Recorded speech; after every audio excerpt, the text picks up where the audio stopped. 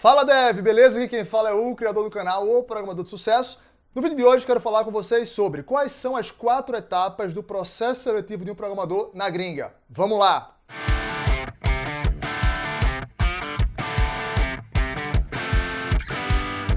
Meu amigo, se você não segue o canal do PDS no YouTube, siga o canal, se inscreve e ativa a notificação.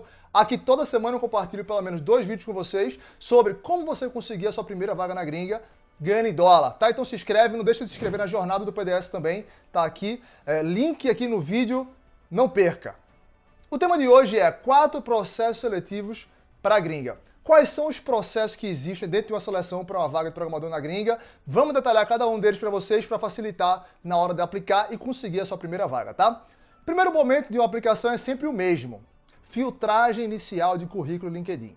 Esse é o mais óbvio, mas muita gente ainda peca. É natural e compreensível, tá? Existem algumas diferenças quando a gente compara o processo seletivo da gringa versus o Brasil para um programador. O primeiro deles é, se a vaga que a gente vai aplicar é uma vaga remota, uma vaga aberta para o mundo inteiro, a gente pode imaginar a quantidade de currículos e LinkedIn e cover letter que essa empresa está recebendo, concorda?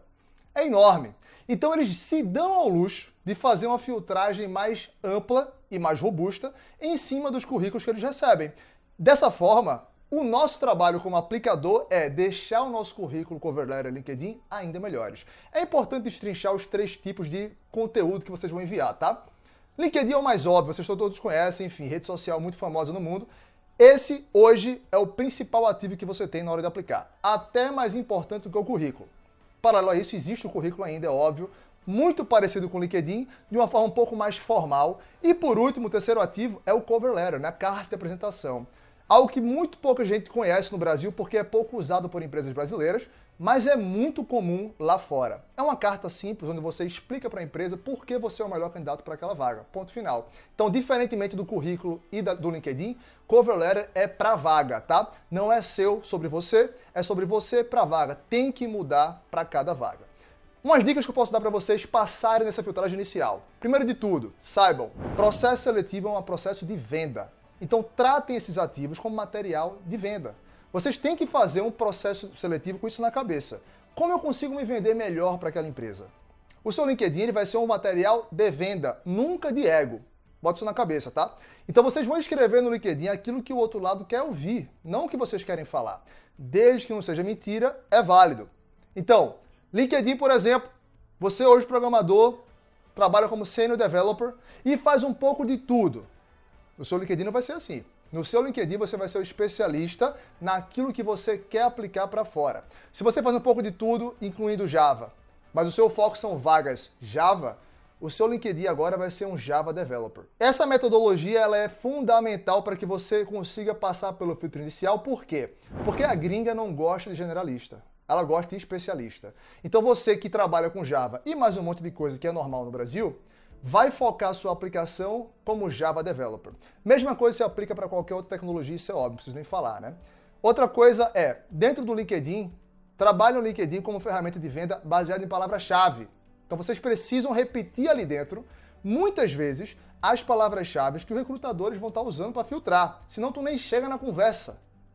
Trabalhe isso de forma inteligente, tá? No campo de inscrição, no campo de experiência, até mesmo no seu título profissional. Título profissional muito grande, por exemplo, normalmente roda logo. Então deixa super específico que vai ajudar você a passar para a segunda fase. Segunda fase é o quê? Conversa de RH. Vocês vão ter que conversar com a empresa, logicamente com o departamento de recursos humanos, para que seja feita uma filtragem inicial, na teoria, do perfil do candidato. Mas na prática não é bem isso. Para vagas remotas, essa fase ela é usada fundamentalmente para validar o teu inglês. É isso. Eles não querem te colocar em contato com o time de desenvolvimento para testes técnicos antes de saber se tu consegue se comunicar na língua que eles cobram, que no caso é inglês, na maior parte do tempo. Então a entrevista de RH nada mais é do que uma grande validação da tua língua. Logicamente eles vão validar algumas coisas ali, de currículo e tudo mais, algo que também acontece no Brasil, mas o foco maior não é esse. O foco maior é realmente validar a tua capacidade linguística. Tem como se preparar para essa fase? É óbvio, tá? Sabendo disso, e sabendo que a fase de RH, a fase de conversa com RH, é uma fase que se repete muito entre diferentes processos seletivos, não custa nada você fazer um levantamento das perguntas mais comuns que lhes são feitas, se preparar para essas perguntas treinar essas perguntas à exaustão em inglês e assim chegar na entrevista muito mais preparado. Você vai chegar lá com a resposta na ponta da língua, afiadinha, e vai conseguir mostrar uma capacidade linguística que muitas vezes é um pouquinho melhor do que aquela que você realmente tem se você fosse jogado, por exemplo, fazer turismo nos Estados Unidos. Seu inglês seria 1. Dentro do processo seletivo, seu inglês vai ser 1 muito melhor porque você treinou especificamente para aquilo. Outra coisa que ajuda muito a você passar na fase de RH é justamente falar o que o outro lado quer ouvir.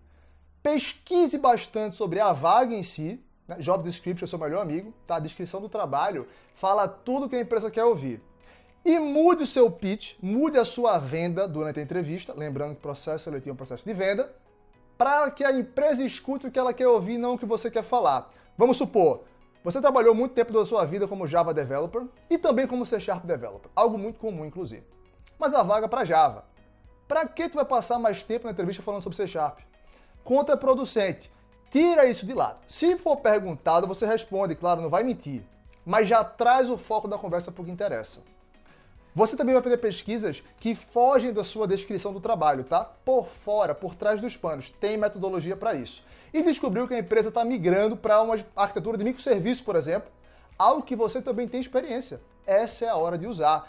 Use e abuse, fale que já trabalhou com microserviço, que sabe que a empresa está passando por transformação e que nesse processo aprendeu muita coisa, como isso, traga a sua autoridade e aumente as suas chances de se diferenciar dos candidatos. Porque lembrando, vão ter muitos concorrentes. Se você simplesmente fizer o básico, vai cair nessa fase. Essa é a fase para você mostrar e demonstrar sua capacidade tanto de comunicação em inglês, como também de diferenciação em relação aos outros candidatos. Passando da fase de RH, vem logicamente o teste técnico. Tão temido o teste técnico porque é fato.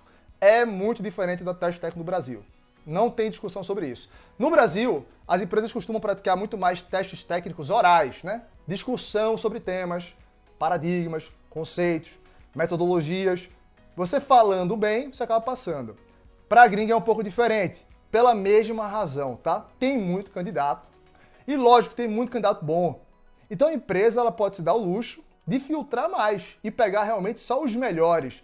E a melhor forma de fazer isso, não é perfeita, eu sei, é com testes de código. Então é muito mais comum na gringa você passar por testes de código. Seja live code, onde você vai ser proposto um desafio ao vivo, do lado do seu teste técnico vai ter provavelmente um recrutador técnico, ou um líder de equipe, ou um programador, um cara especialista em aplicar testes técnicos, e você vai resolver um probleminha de código lá, ao vivo, com aquele cara botando pressão. Então sim, é muita pressão, vocês sabem disso. Outro modelo muito usado é de projeto, onde você recebe um projeto para fazer em casa, muitas vezes algumas horas, algumas vezes alguns dias, e você deve voltar depois de alguns dias para uma call, onde você vai explicar a sua solução. Primeiro, se resolveu o problema, mas o mais importante, como resolveu. E aqui fica a grande dica para essa terceira fase. Galera, pratiquem muito, porque vocês vão ficar nervosos, é normal, todo mundo fica, até eu.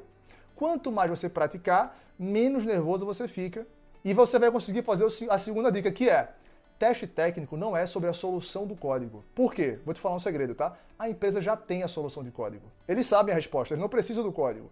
Eles precisam saber como você chegou naquela conclusão. Então, comunicação nessa fase é fundamental. Se comunique muito. Faça pergunta e pense em voz alta. Durante o processo, está em dúvida, está estagnado em alguma fase, pense em voz alta. Muitas vezes o cara do outro lado vai te ajudar, ele não vai querer te ignorar, muito menos te atrapalhar, ele vai te ajudar. Então pense em voz alta, explique tudo muito detalhadamente. Se conseguir, faça um show-offzinho, fale que você conseguiu fazer assim, porque já teve experiência com isso, com aquilo, e de novo se diferencie da concorrência.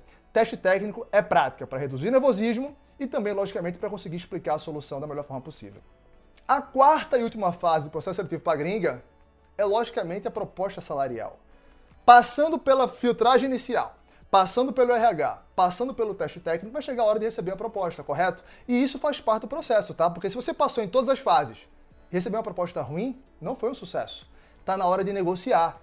Isso também é aprendível. Vocês podem melhorar a capacidade de negociação, isso é óbvio, ninguém nasce sabendo vender nem negociar, isso é aprendível. Só que aqui eu preciso fazer um parênteses, tá? Negociação salarial não é para você negociar na hora que você recebe a proposta. É durante todo o processo. Como? Melhorando o teu valor percebido durante o processo seletivo. Quanto mais tu subir o teu valor percebido ao longo do processo, menor é a chance de receber uma proposta muito baixa e maior é a chance de você conseguir subir um pouco mais o valor que recebeu como proposta. São 2 pontos. Então, durante o processo, saiba se comunicar bem, passar valor, mostrar para a empresa que você é o cara, ao ponto que no final eles não queiram correr o risco de te perder. Se eles tiverem 3, 4 caras bons e tu for só mais um, eles vão jogar para baixo para ver se um dos 4 aceita. É normal, né? Regras do mercado, e as regras do mercado são aquelas que são. A gente não vai mudar. Se você tivesse mostrado o cara, eles não vão nem lembrar dos outros 3 candidatos e vão querer você de todo jeito e vão imaginar, esse cara deve estar em outros processos. Bora fazer uma proposta matadora para pegar ele logo. E é assim que funciona a negociação.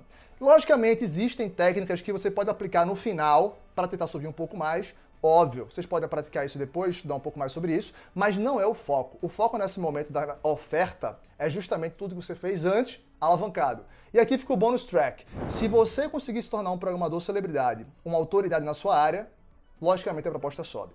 Então é isso, pessoal. Essas são as 4 fases do processo seletivo para gringa: filtragem inicial, RH, entrevista técnica e proposta com negociação. Espero que tenha ficado claro. Logicamente, se gostou do vídeo, deixa o like no vídeo, me ajuda bastante. Essa é só minha opinião, tá? Se você discorda ou concorda, deixa comentário. Corresponde todo mundo, vocês sabem disso. No mais, não deixe de se inscrever na Jornada do PDS, evento 100% gratuito. Link tá aqui no vídeo. Se inscreva, vejo vocês lá. Um forte abraço e vejo vocês em breve. Tchau, tchau.